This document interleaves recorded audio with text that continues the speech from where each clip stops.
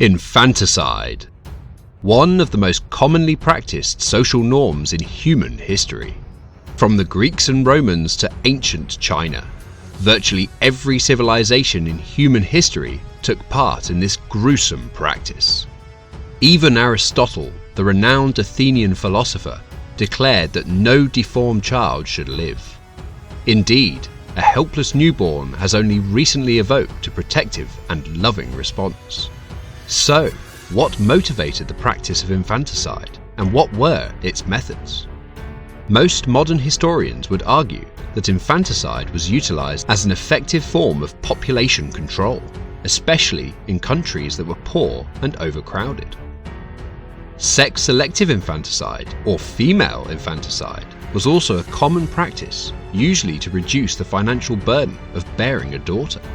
The practice would become so widespread that a famous Roman expression was, "Everyone raises a son, including a poor man, but even a rich man will abandon a daughter."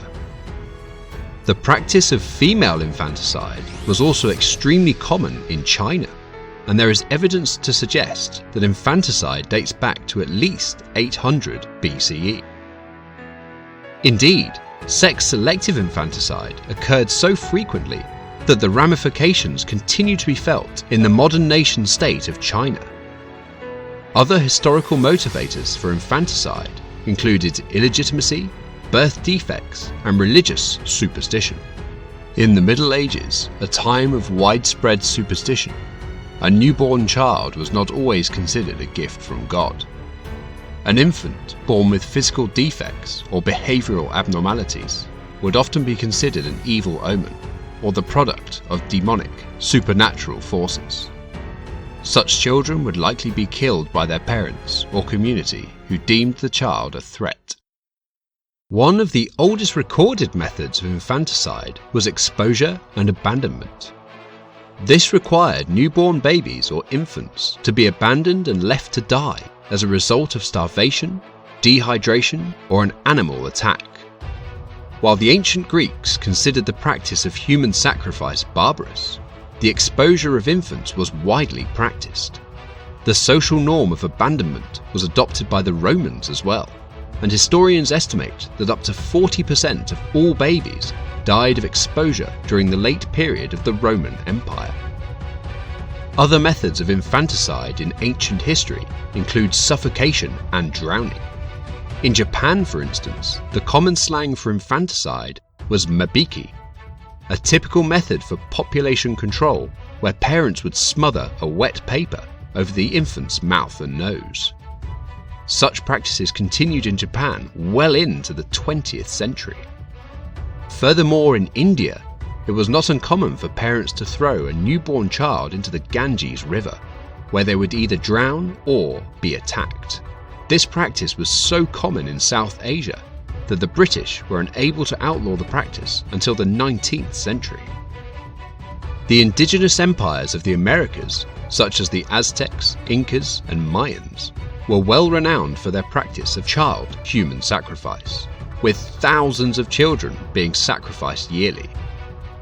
However, this did not reduce the regularity of parental or communal infanticide, with historical evidence suggesting that infanticide being widespread on the continent and likely a social norm even among the Inuit who inhabited the regions of modern-day Canada.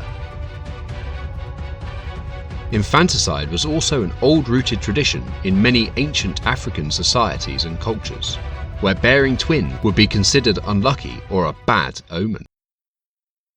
While infanticide still occurs in the 21st century, it has become almost non-existent in the Western world. It transpires in fewer than 2.1 per 100,000 births in the West and is considered taboo.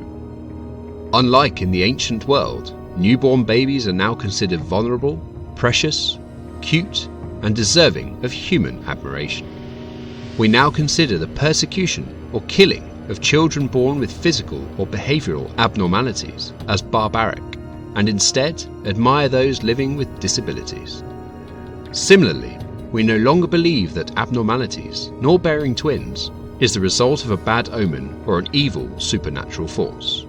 and we now believe that female infants are of equal worth to their male counterparts. But what we all now know is that this is a relatively new phenomenon, because for the vast majority of time in human history, the killing of newborn infants was totally acceptable. At times, it was even considered a moral virtue, as infanticide was thought to ward off evil forces or reduce the expansion of a growing population. A new channel dedicated to uncovering history's most important overlooked stories. If you liked this video, please subscribe below.